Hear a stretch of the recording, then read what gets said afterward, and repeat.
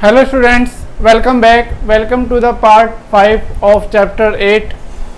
Chapter 8 D and F block elements, जिसमें हम पहले D block elements कर रहे हैं, जिनको हम ट्रांजिशन एलिमेंट्स भी बोलते हैं। तो हम इसमें इनकी जनरल प्रॉपर्टीज़ के बारे में पढ़ रहे थे कि जो ट्रांजिशन एलिमेंट्स होते हैं, जो जनरल प्रॉपर्टीज़ होती है, उनका जो वेरिएशन होता है अलोंग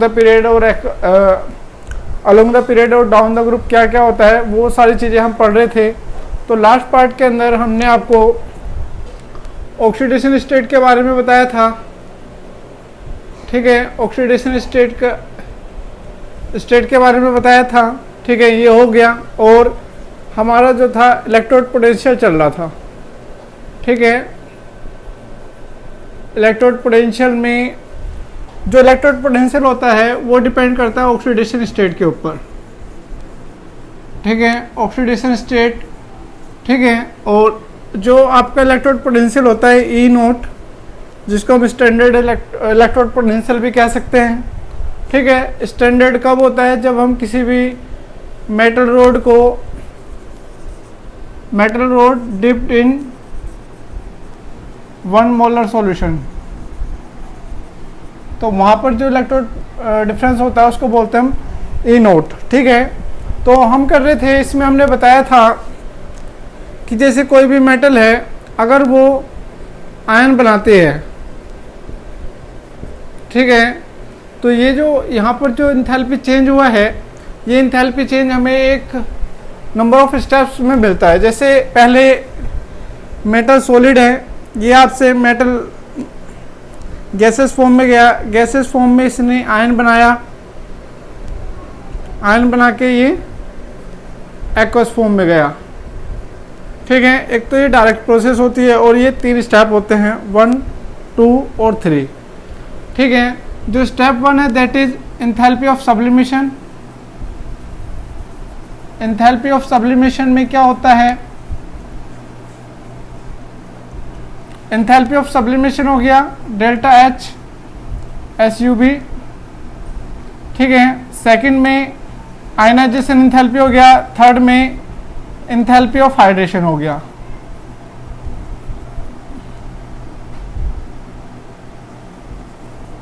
एंथैल्पी ऑफ हाइड्रेशन। ठीक है, तो इन सभी एंथैल्पीज को अगर हम मिक्स कर दे, means delta H is equal to क्या हो जाएगा? According to Hess law, delta H sublimation plus enthalpy of ionisation plus delta H of hydration. ठीक है, तो जितनी ज़्यादा एनर्जी ये मिनिमम होगी, ठीक है, या इन तीनों एनर्जीज का जो सम जितना मिनिमम होगा उतना ही ज़्यादा स्टेबल होगा। ठीक है, कोई भी ऑक्सीडेशन स्टेट एक्वस फॉर्म में उतनी ही ज़्यादा स्टेबल होगी। ठीक है, जैसे आपसे पूछा जाए जी कॉपर फर्स्ट है, आपके पास अगर एक कॉपर फर्स्ट है और एक कॉपर सेकंड है, ठीक है, और ये ज़्यादा स्टेबल होता है in aqueous solution. Aqueous solution जो C2 पॉजिटिव आयन है वो ज़्यादा स्टेबल होता है। ऐसा क्यों होता है? ऐसा इसलिए होता है क्योंकि इसके लिए जो है डेल्टा H लोअर होती है, ठीक है, और इसके लिए हायर होती है, इसीलिए। तो आप इस तरीके से इलेक्ट्रोड पोटेंशियल का यहाँ पर क्या यूज़ आता है वो हम देखते हैं। इलेक्ट्रोड पोटेंशियल 2 तरीके से आता है। जब जो ट्रांजिशन मेटल होती है वो +2 ऑक्सीडेशन स्टेट शो करती है और जब वो +3 ऑक्सीडेशन स्टेट शो करती है। तो आपको एक जनरल ट्रेंड पढ़ना है कि किस किस मेटल का जो स्टैंडर्ड इलेक्ट्रोड पोटेंशियल होता है वो पॉजिटिव होता है और किस मेटल का वो नेगेटिव होता है। ठीक है, जो ट्रांजिशन एलिमेंट होते हैं, मोस्ट ऑफ द जो एलिमेंट्स होते हैं ट्रांजिशन एलिमेंट, जब आप उनको किसी भी एसिड के अंदर ऐड करते हैं तो सभी हाइड्रोजन गैस इवॉल्व कर देते हैं after reaction with acids except copper. तो कॉपर जो है वो एसिड के साथ रिएक्शन करके गैस इवॉल्व नहीं करता है। क्यों नहीं करता है? क्योंकि उसका जो स्टैंडर्ड रिडक्शन पोटेंशियल होता है वो पॉजिटिव होता है। ठीक है, तो ये मैंने बाद में समराइज कराया है। पहले आपको एक जनरल ट्रेंड पढ़ने की ज़रूरत है कि जो स्टैंडर्ड रिडक्शन पोटेंशियल होता है वो किन किन बातों के ऊपर वरी करता है और किसके लिए वैल्यू ज़्यादा होती है तो क्यों होती है। ठीक है, तो स्टैंडर्ड इलेक्ट्रोड पोटेंशियल हम पढ़ रहे थे, तो हम पढ़ेंगे यहाँ पर वेरिएशन। ठीक है, किसका Mn2 पॉजिटिव से Mn जाने में जो स्टैंडर्ड रिडक्शन पोटेंशियल होता है उसमें किसका स्टैंडर्ड रिडक्शन पोटेंशियल पॉजिटिव होता है और किसका नेगेटिव होता है। ठीक है, तो आइए देखते हैं यहाँ पर क्या हो सकता है। हम पढ़ेंगे trends in E naught for Mn2 positive to M। ठीक है, स्टैंडर्ड रिडक्शन पोटेंशियल की वैल्यू पढ़ रहे हैं हम फॉर फर्स्ट ट्रांजिशन सीरीज।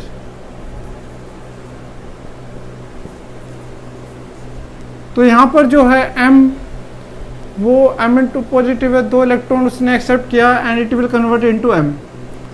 ठीक है, तो यहां पर जो ई नोट की वैल्यू आएगी आपके पास, ठीक है, उस ई नोट की वैल्यू या तो पॉजिटिव हो सकती है या नेगेटिव हो सकती है।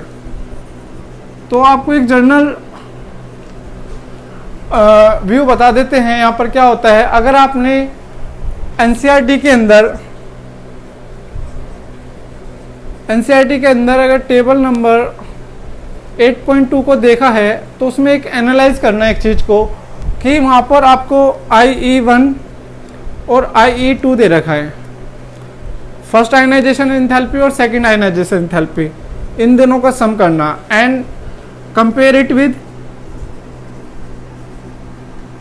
Compare to delta H of hydration.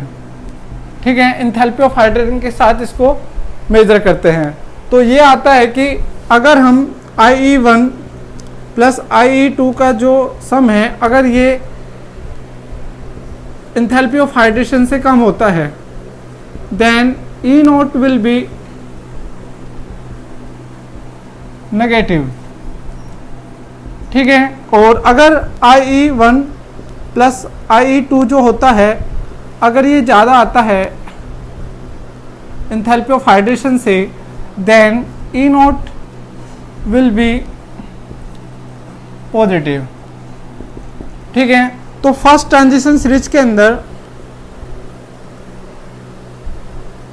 First transition series कह दो या 3D सीरीज कह दो, उसके अंदर Cu to positive to Cu E naught is positive. वो पॉजिटिव क्यों है, क्योंकि इसकी जो वैल्यू होती है Cu to positive to Cu is E naught की वैल्यू इसमें क्या है, फर्स्ट आयनाइजेशन एंथैल्पी और सेकंड आयनाइजेशन एंथैल्पी का जो सम है वो हाइड्रेशन एंथैल्पी से ज़्यादा होता है। इसीलिए Cu2 पॉजिटिव टू Cu जाने पर जो स्टैंडर्ड रिडक्शन पोटेंशियल है वो आपको ऑब्टेन नहीं होता, वो आपको देना पड़ता है। ठीक है, इसलिए इसके ई नोट की वैल्यू क्या होती है, पॉजिटिव होती है। लेकिन अगर आप कंपेयर करें Cu positive and Cu2 positive में तो ये ज़्यादा स्टेबल होता है एक्वस फॉर्म में, क्योंकि इसकी जो एंथैल्पी ऑफ हाइड्रेशन होती है इज वेरी हाई। ठीक है, Cu positive is stable in Cu2I2 only. ठीक है, क्योंकि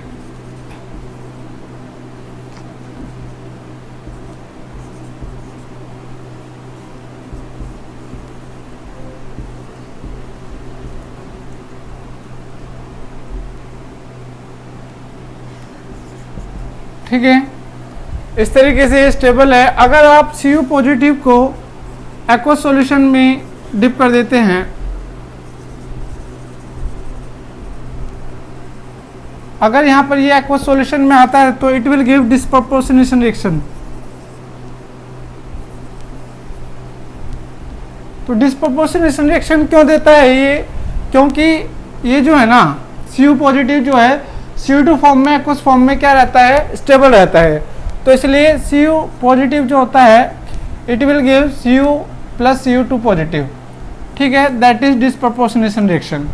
तो यहीं पर इसी आपको ये समझना है कि अगर हमें E note for M positive M2 positive slash M के लिए अगर हमें ट्रेंड पढ़ना है तो उसके लिए सिर्फ आपको ये याद रखना है कि अगर फर्स्ट आयनाइजेशन एंथैल्पी और सेकंड आयनाइजेशन एंथैल्पी का जो सम होता है वो अगर एंथैल्पी ऑफ हाइड्रेशन से कम होता है तो ई नोट की वैल्यू नेगेटिव होगी, अगर ये सम ज़्यादा होता है तो ई नोट की वैल्यू पॉजिटिव होगी।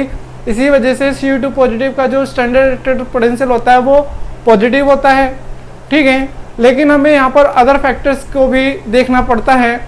जो अदर फैक्टर्स हैं हमने बता दिया, जो ट्रेंड है वो दो बातों पर डिपेंड करता है, एक तो हाइड्रेशन एंथैल्पी और आयनाइजेशन एंथैल्पी। फिर इन दोनों का हमने आपको रिलेशन बता दिया, ठीक है। तो ये रिलेशन आपको याद रखना है, इससे आपके बहुत सारे क्वेश्चन सॉल्व हो सकते हैं। जितने भी क्वेश्चन आप देखेंगे प्रीवियस ईयर के क्वेश्चन पेपर बोर्ड में या किसी भी कंपटीशन एग्जाम में देखते हैं, वहाँ पर इन्हीं सब जो कॉन्सेप्ट्स हैं, इन्हीं कॉन्सेप्ट्स के ऊपर आपको क्वेश्चन मिलते हैं मोस्टली, ठीक है। अब हम बात करते हैं कि जो फर्स्ट ट्रांजिशन सीरीज है उसमें Mn2 पॉजिटिव, Zn2 पॉजिटिव और Ni2 पॉजिटिव के लिए जो वैल्यू है वो बहुत ज़्यादा हाई क्यों है, ठीक है, वो ज़्यादा रिएक्टिव क्यों है, या उनके लिए ई नोट की वैल्यू ज़्यादा नेगेटिव क्यों आती है। तो इसका रीज़न ये है, अगर कोई भी मेटल है, ठीक है, फर्स्ट ट्रांजिशन सीरीज की बात कर रहे हैं हम, तो फर्स्ट ट्रांजिशन सीरीज में अगर हम मेटल देखते हैं, ठीक है, यहाँ पर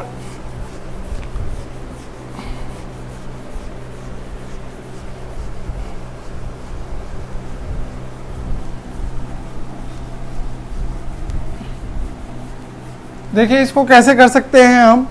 आपने क्या किया, फर्स्ट ट्रांजिशन सीरीज में हमने बताया Mn2 पॉजिटिव, Ni2 पॉजिटिव और Zn2 पॉजिटिव, ठीक है। इन दोनों के लिए क्या होता है, ई नोट की वैल्यू हाई होती है, नेगेटिव, ठीक है। ऐसा क्यों होता है, ऐसा इसलिए होता है क्योंकि जब Mn से Mn2 पॉजिटिव बनता है, it will acquire 3d5 half filled orbital जो होता है वो स्टेबल होता है। So due to high stability of half filled orbital,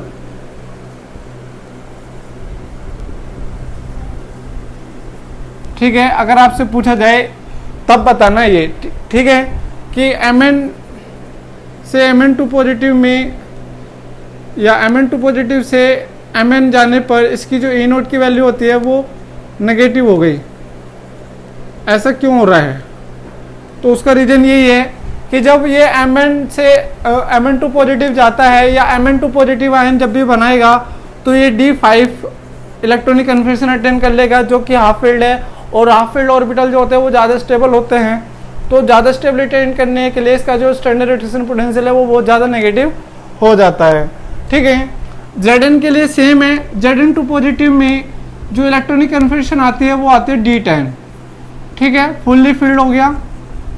fully field क्या होते हैं, ये हाईली स्टेबल होते हैं, ठीक है, इसीलिए, ठीक है, हाईली स्टेबल है, इसीलिए क्या करते हैं ये Zn की जो स्टैंडर्ड रेडिएशन पोटेंशियल है वो ज़्यादा नेगेटिव होती है। लेकिन यहाँ पर अगर हम बात करते हैं Ni2 पॉजिटिव की, तो Ni2 पॉजिटिव के लिए जो इंथैल्पी ऑफ हाइड्रेशन होती है, delta H hydration is very high, ठीक है, इसीलिए Ni2 पॉजिटिव के लिए जो ई नोट की वैल्यू है वो ज़्यादा नेगेटिव होती है, ठीक है।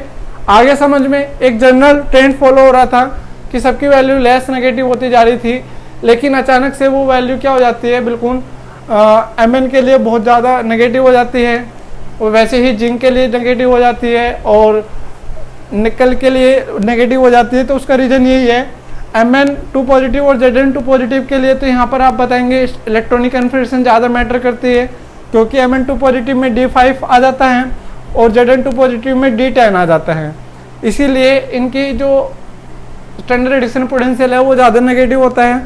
लेकिन निकल के लिए क्या होता है, निकल के लिए आप कह सकते हैं कि इसके अंदर क्या होता है, जो इसकी एंथैल्पी ऑफ हाइड्रेशन होती है वो बहुत ज़्यादा होती है, जिसकी वजह से ये negative standard radiation potential show करता है, ठीक है। आगे समझ में, now we will move to the trends for the Mn3 positive to Mn2 positive. अगर स्टैंडर्ड रेडिएशन पोटेंशियल अगर 3 पॉजिटिव से 2 पॉजिटिव में जाता है तब क्या होता है। तो इसके लिए बहुत जनरल सा चीज़ हैं, जैसे अगर हम बात करते हैं देखो यहाँ पर बहुत ज़्यादा कॉमन सेंस यूज़ करने की ज़रूरत है आपको। हमने बताया है कि अगर M3 पॉजिटिव और M2 पॉजिटिव, इसके लिए ई नोट की वैल्यू आपको ये बतानी है वो पॉजिटिव होगी या नेगेटिव होगी, ये किन बातों पर डिपेंड करते हैं। तो अगर Mn3 पॉजिटिव से Mn2 पॉजिटिव जाता है, ठीक है, ये जाता है, तो इसके लिए नेगेटिव वैल्यू कब होती है? नेगेटिव ई नोट नेगेटिव जब होगा, कब होगा? जब वो Mn3 पॉजिटिव आयन बनाता है तो वो स्टेबल इलेक्ट्रॉनिक कन्फिगरेशन अटेन कर लेता है उस केस में। जैसे आपका कह दो कि Cr2 पॉजिटिव से, या आप कह दो Cr3 positive to Cr2 positive, Cr3 positive से Cr2 पॉजिटिव जाने पर जो ई नोट की वैल्यू है वो नेगेटिव है। वो नेगेटिव क्यों है? क्योंकि यहाँ पर जो इसका इलेक्ट्रॉनिक कन्फिगरेशन है वो D3 है, ठीक है। तो 3 पॉजिटिव आयन में, M3 पॉजिटिव आयन में जो भी स्टेबल इलेक्ट्रॉनिक कन्फिगरेशन अटेन कर लेगा, ठीक है, स्टेबल इलेक्ट्रॉनिक कन्फिगरेशन अटेन कर लेते हैं, उसके लिए जो ई नोट की वैल्यू होती है वो नेगेटिव होती है, और जिसके जो स्टेबल इलेक्ट्रॉनिक कन्फिगरेशन अटेन नहीं कर पाते हैं उनके लिए वो वैल्यू हाईली पॉजिटिव होती है। एक्सेप्शनल इसमें है Fe3 positive. Fe3 positive to Fe positive जाने पर ई नोट की वैल्यू क्या होती है? पॉजिटिव होती है। ई नोट की वैल्यू पॉजिटिव क्यों होती है? वो इसलिए होती है क्योंकि इसकी जो हाइड्रेशन एंथैल्पी होती है, हाइड्रेशन एंथैल्पी वेरी लो होती है, ठीक है।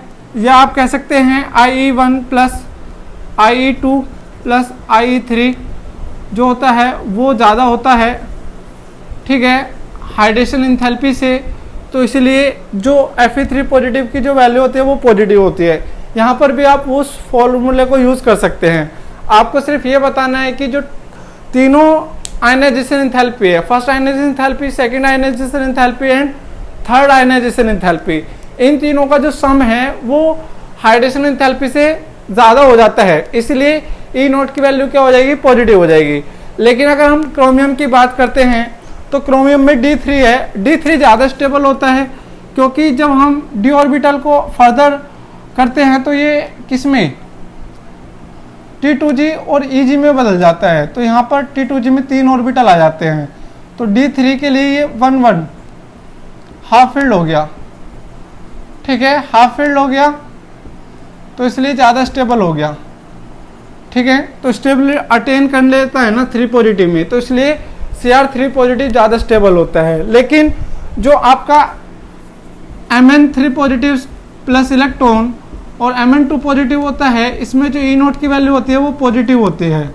ऐसा क्यों होता है? क्योंकि यहाँ पर ये D4 ऑर्बिटल यहाँ से D5 से, ठीक है, एक स्टेबल इलेक्ट्रॉनिक कन्फिगरेशन से एक इलेक्ट्रॉन निकालना पड़ता है, ठीक है। तो इसलिए यहाँ पर ई नोट की वैल्यू क्या हो जाती है? पॉजिटिव हो जाती है। सेम अगर आप Zn3 positive plus electron Zn2 positive के लिए करते हैं तो यहाँ पर भी ई नोट की वैल्यू क्या हो जाएगी? पॉजिटिव हो जाएगी। उसी तरीके से CO3 positive plus electron it will give CO2 positive, उसके लिए भी, ठीक है। तो यहाँ पर आप जनरली या तो ये बता सकते हैं कि यहाँ पर जो first ionization enthalpy, second ionization enthalpy और थर्ड आयनाइजेशन एंथैल्पी का जो सम है वो हाइड्रेशन एंथैल्पी से ज़्यादा हो जाता है, इसलिए इनके जो स्टैंडर्ड रिडक्शन पोटेंशियल की वैल्यू है वो ज़्यादा पॉजिटिव हो जाती है, ठीक है। या आप कह सकते हैं इनके इलेक्ट्रॉनिक कन्फिगरेशन, तो बुक के अंदर जो दे रखा है वो स्टैंडर्ड आपको दे रखा है, इनका क्या दे रखा है? वो दे रखा है इलेक्ट्रॉनिक कन्फिगरेशन का जो रीजन है वो दे रखा है कि भाई जो अगर स्टेबल इलेक्ट्रॉनिक कन्फिगरेशन से मीन्स स्टेबल इलेक्ट्रॉनिक कन्फिगरेशन में जाता है तो उसके लिए ई नोट की वैल्यू क्या हो जाएगी?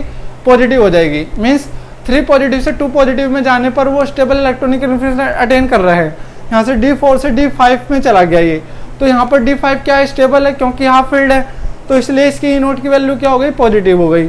उसी तरीके से लेकिन आयरन के लिए ऐसा नहीं होता है। आयरन में भी क्या कर रहा है, ये D5 से D6 में जा रहे हैं, स्टेबल से अनस्टेबल में जा रहे हैं, इसीलिए इसके लिए इसकी वैल्यू पॉजिटिव हो जाती है। ठीक है, तो आप इतना रीजन लिख सकते हैं, आपको फुल मार्क्स मिल सकते हैं। ठीक है, या आपके जो भी कंपटीशन एग्जाम है वो इन्हीं सब चीज़ों के ऊपर डिपेंड करता है, किसके अंदर ई नोट की वैल्यू पॉजिटिव होगी, किसके अंदर ई नोट की वैल्यू नेगेटिव होगी। तो आपको यही फैक्टर्स आपको यूज़ करने हैं। ठीक है, आ रहा है समझ में। Now we will talk about the next topic. ठीक है, इसमें सिर्फ इतना ही है। स्टैंडर्ड इलेक्ट्रोड पोटेंशियल में एक तो हम M2 पॉजिटिव टू M में करते हैं ट्रेंड की बात, तो वहाँ पर किस किस का पॉजिटिव आएगा, किसका नेगेटिव आएगा, ये हमने बता दिया कि जो फर्स्ट और सेकंड एंथैल्पी का सम है, अगर वो हाइड्रेशन एंथैल्पी से कम होता है तो ई नोट की वैल्यू क्या होती है, नेगेटिव होती है। अगर ज़्यादा होता है तो ई नोट की वैल्यू पॉजिटिव हो जाती है।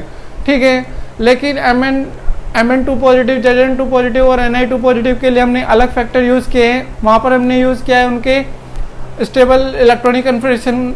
कहीं पर अगर आपको कोई भी आयन मिलता है, अगर वहाँ पर आपको देखना है कि स्टेबल इलेक्ट्रॉनिक कन्फर्मेशन वाला फैक्टर यूज़ हो रहा है या नहीं हो रहा है, ये देखना होता है। अगर वो फैक्टर वहाँ पर यूज़ नहीं होता है तब आपको आयनाइजेशन एंथैल्पी और हाइड्रेशन एंथैल्पी वाला फैक्टर यूज़ करना पड़ेगा। ठीक है, आ रहा है समझ में। तो अब हम बात करेंगे आपको नेक्स्ट की स्टैंडर्ड इलेक्ट्रोड पोटेंशियल और रिएक्टिविटी में क्या रिलेशन है। अगर हम किसी भी ट्रांजिशन एलिमेंट की बात करते हैं और आपको उसका स्टैंडर्ड इलेक्ट्रोड पोटेंशियल गिवन होता है, तो आप उसमें कैसे बता सकते हैं कि कौन सा एलिमेंट ज़्यादा रिएक्टिव है और कौन सा नहीं। ठीक है, तो आइए देखते हैं।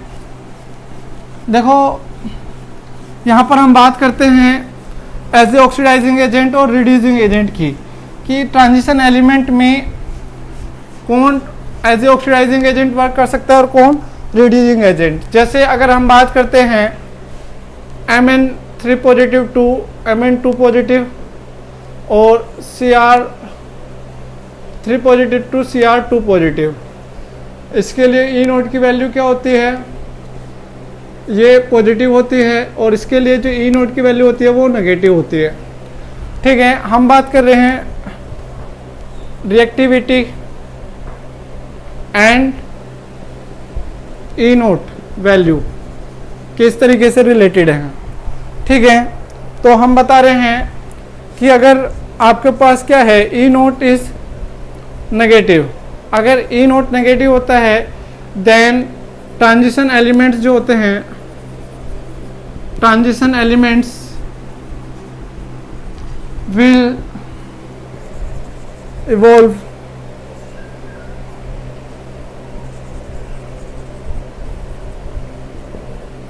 H2 gas from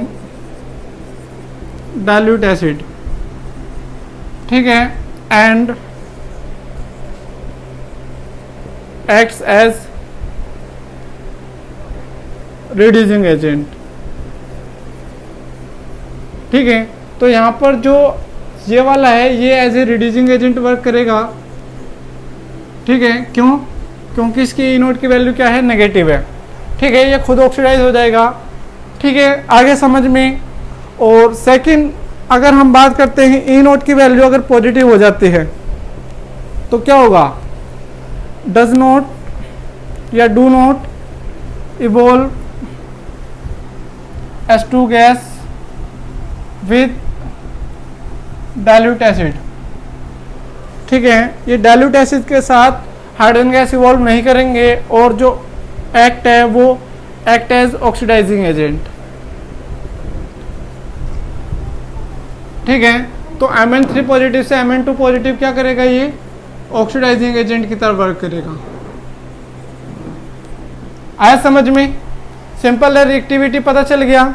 और इसमें जिसका स्टैंडर्ड रिडक्शन पोटेंशियल जितना ज़्यादा नेगेटिव होगा वो उतना ही ज़्यादा स्ट्रॉन्ग रिड्यूसिंग एजेंट की तरह वर्क करता है, और जिसका स्टैंडर्ड रिडक्शन पोटेंशियल जितना ज़्यादा पॉजिटिव होता है वो उतना ही ज़्यादा ऑक्सीडाइजिंग एजेंट की तरह वर्क करता है। ठीक है, तो अगर हम whole of the periodic table देखते हैं उसके अंदर जो फ्लोरीन है that is the most oxidizing agent and lithium is the most reducing agent. ठीक है, या उसकी रिड्यूसिंग पावर सबसे ज़्यादा होती है। आगे समझ में। Now we will talk about the next term that is formation of coloured ions या कलर्ड कंपाउंड, जो most of the transition elements होते हैं, अगर आप उनके आयंस की बात करें या किसी भी उनके कंपाउंड की बात करते हैं तो उनमें मोस्ट ऑफ द जो कंपाउंड्स मिलते हैं वो आपको कलर्ड फॉर्म में मिलते हैं। जैसे कॉपर सल्फेट हो गया, फेरस सल्फेट हो गया, ठीक है, फेरस सल्फेट हो गया, कॉपर सल्फेट हो गया, पोटेशियम परमैंगनेट हो गया या पोटेशियम डाइक्रोमेट हो गया। ये सभी क्या हैं, ट्रांजिशन एलिमेंट के कंपाउंड्स हैं और ये सभी क्या होते हैं, कलर्ड होते हैं। सभी का कलर अलग अलग होता है। आ रहा है समझ में कि जो कलर्ड फॉर्मेशन होते हैं, ट्रांजिशन एलिमेंट की जो टेंडेंसी है कलर्ड कंपाउंड बनाने की या कलर्ड आयन बनाने की, वो किस वजह से होती है, ये अभी हम आपको बताएंगे। इसमें क्या होता है,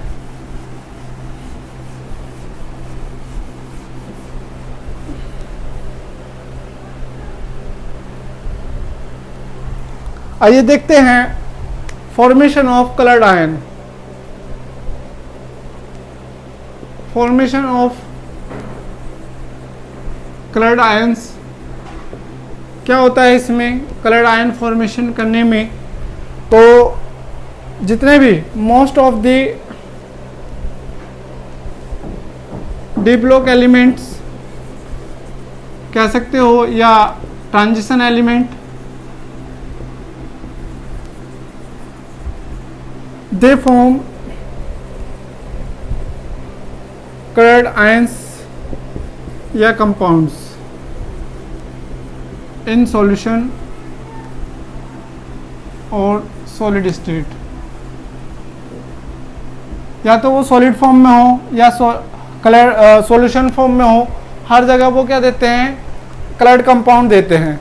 तो इसका रीजन क्या है, इसका रीजन होता है डी ट्रांजिशंस, ठीक है, डी ट्रांजिशन। और ट्रांजिशन के लिए जो एनर्जी चाहिए, एनर्जी रेंज जो होती है जो इन ट्रांजिशन को कराती है, that lie in the visible region, ठीक है, ठीक है। और s and p block element, s and p block elements के जो कंपाउंड्स होते हैं, दे आर मोस्टली वाइट। क्यों? Because they have no d transitions, ठीक है। या आप कह सकते हो उनके अंदर जो ट्रांजिशन होते हैं उसकी जो एनर्जी रेंज है वो विजिबल रीजन में लाई नहीं करती है। तो अगर आपसे पूछा जाए कि describe the coloured compound formation tendency of transition element, तो आप बताएंगे most of the transition elements forms the coloured compounds in their solid state और solution form because they show the dd transition element and the energy required for the dd transition या energy change in dd transition lie in the visible region, that's why they show the colored compound, ठीक है। और जो coloured compound है वो complementary colour होता है। जैसे अगर आपको कोई भी चीज़ ब्लैक दिख रही है तो इसका मतलब है उसने उस रेडिएशन की एनर्जी को एब्जॉर्ब कर लिया है और जो रेडिएशन इससे रिफ्लेक्ट होके आपके पास पहुंचती है वो इसके कॉम्प्लीमेंट्री कलर है, ठीक है। तो कॉम्प्लीमेंट्री कलर आपको दिखाई देता है। इसमें जो डी ट्रांजिशन वो क्या होते हैं, जैसे आप डी ऑर्बिटल्स होते हैं, आपको पता है 5 डी ऑर्बिटल्स होते हैं, ठीक है। इनको अगर हम स्प्लिट करते हैं तो ये इस फॉर्म में स्प्लिट हो जाते हैं, ठीक है। और अगर यहाँ पर आपके पास एक इलेक्ट्रॉन है तो अगर हम यहाँ पर इसमें एनर्जी दे दें एच न्यू की, तो ये क्या हो जाएगा, इसमें ट्रांजिशन हो जाएंगे, ये लोअर एनर्जी स्टेट से हायर एनर्जी स्टेट में चला जाएगा। इसको बोलते हैं हम डी ट्रांजिशंस, ठीक है। The exchange of electrons between D orbitals के बीच में ही इलेक्ट्रॉन का ट्रांजिशन होता है या मूवमेंट होती है। इस तरीके के जो ट्रांजिशन बोलते हैं उसको हम क्या बोलते हैं, डी ट्रांजिशन बोलते हैं। और जो एच न्यू यहाँ पर एनर्जी है वो विजिबल रीजन में लाई करती है, ठीक है। ये तो आ गया सिंपल बात कि कलर्ड कंपाउंड इसलिए बनते हैं। लेकिन अगर हम बात करें कि जो ट्रांजिशन एलिमेंट है वो कलर कंपाउंड क्यों नहीं बनाते हैं, कलर्ड कंपाउंड कुछ एलिमेंट्स हैं, जैसे आप कह सकते हैं Sc3 पॉजिटिव, Zn2 पॉजिटिव और Ti4 पॉजिटिव, ठीक है, और Cu2 positive, Cu positive. All of these no coloured compound, ये सभी कलर्ड कंपाउंड्स नहीं बनाते हैं। ऐसा क्यों हो रहा है? तो कलर्ड कंपाउंड्स कब नहीं बनते हैं? जब किसी भी ट्रांजिशन एलिमेंट के इलेक्ट्रॉनिक कन्फिग्रेशन में, जब वो किसी कंपाउंड में प्रेजेंट है किसी भी ऑक्सीडेशन स्टेट में, और उसकी इलेक्ट्रॉनिक कन्फिग्रेशन या तो D0 हो जाए या D10 हो जाए। इन दोनों केसेस में नो DD ट्रांजिशन। ठीक है, इस केस के अंदर आप कह सकते हैं कि Sc3 पॉजिटिव में क्या होता है? D0 होता है। Zn2 पॉजिटिव में D10 होता है। D4 में D0 होता है और Cu पॉजिटिव में D10 होता है। तो जिन ट्रांजिशन एलिमेंट का इलेक्ट्रॉनिक कन्फिग्रेशन D0 या D10 होता है उसके अंदर DD ट्रांजिशन नहीं हो सकते। That's why their compounds are white in colour, या they will not show the coloured compound. ठीक है, because there will be no DD transitions. ठीक है, आया समझ में कि जो डी ब्लॉक एलिमेंट्स होते हैं, ये ट्रांजिशन एलिमेंट्स होते हैं, वो कलर कंपाउंड क्यों बनाते हैं? क्योंकि उसमें DD ट्रांजिशंस होते हैं। जो इलेक्ट्रॉन होता है वो लो एनर्जी से हायर एनर्जी में चला जाता है after absorbing some amount of energy. That energy range like in the visible region. वो जो एनर्जी जो इस ट्रांजिशन को करने के लिए इलेक्ट्रॉन ने एब्जॉर्ब की थी, या हायर एनर्जी से लोअर एनर्जी में आते टाइम जो एनर्जी इसने रिलीज की थी, वो एनर्जी जो है वो विजिबल रीजन में लाई करती है, इसलिए इसमें हमें कलर दिखाई देते हैं। और जो भी कलर हमें किसी भी कंपाउंड का या किसी भी ऑब्जेक्ट का दिखता है वो हमें उसका कॉम्प्लीमेंट्री कलर देखता है, जो उसने जिस रेडिएशन को क्या किया है, ट्रांसमिट किया है। ठीक है, जिस रेडिएशन को उसने रिफ्लेक्ट कर दिया है उस रेडिएशन की वजह से हमें कलर दिखता है। That colour is called complementary colour. ठीक है, अगर आप नेट के ऊपर सर्च करेंगे तो वहाँ पर आपको कॉम्प्लीमेंट्री कलर दिख सकते हैं। ठीक है, जैसे रेड का कॉम्प्लीमेंट्री कलर ग्रीन होता है, या ग्रीन का कॉम्प्लीमेंट्री कलर ब्लू होता है। इस तरीके से वहाँ पर आप देख सकते हैं। ठीक है, तो इतना आपको समझ में आ गया कि अगर किसी कंपाउंड के इलेक्ट्रॉनिक कन्फिग्रेशन में D0 या D10 की कन्फिग्रेशन आती है, they will never show the coloured compound because there will be no DD transitions. ठीक है, जिसके अंदर DD ट्रांजिशंस नहीं हो सकते वो कलर्ड कंपाउंड शो नहीं कर सकता। ठीक है, तो आज हमने क्या क्या पढ़ा है? आज हमने इलेक्ट्रोड पोटेंशियल का ट्रेंड्स पढ़े हैं। इलेक्ट्रोड पोटेंशियल और रिएक्टिविटी में क्या रिलेशन होता है ये पढ़ा है। इलेक्ट्रोड पोटेंशियल कब कब पॉजिटिव हो सकता है, कब नेगेटिव हो सकता है, ये सारी चीज़ें पढ़ी हैं। दूसरा, हमने colour formation of coloured ions कैसे बनाते हैं, क्यों बनाते हैं, इसका रीजन हमने पढ़ा है। ठीक है, तो ये 2 टॉपिक या 3 टॉपिक जो भी हमने कराए हैं इसको आप अच्छे से पढ़ेंगे एक बार और। ठीक है, बुक से ज़्यादा पढ़ने में ज़्यादा समझ में आएगा, क्योंकि नोट्स में बहुत सारी चीज़ें छोड़ दी जाती हैं ताकि आपको जो मेन पॉइंट्स हैं वही बताए जाएं। ठीक है, आपको पूरी बैकग्राउंड नॉलेज लेनी है तो आपको बुक्स पढ़नी पड़ेंगी। ठीक है, जो भी नोट्स आपको दिए जाते हैं आपको उनको लिखना है और याद करना है। और अगर आपको फिर भी कोई डाउट आता है तो आप हमें मैसेज करके बता सकते हैं। आज के लिए सिर्फ इतना ही। इस वीडियो को लाइक कीजिए, शेयर कीजिए, और अगर आपने चैनल सब्सक्राइब नहीं किया है तो उसको सब्सक्राइब कीजिए। आज के लिए सिर्फ इतना ही। घर पर रहिए, सेफ रहिए। Thank you.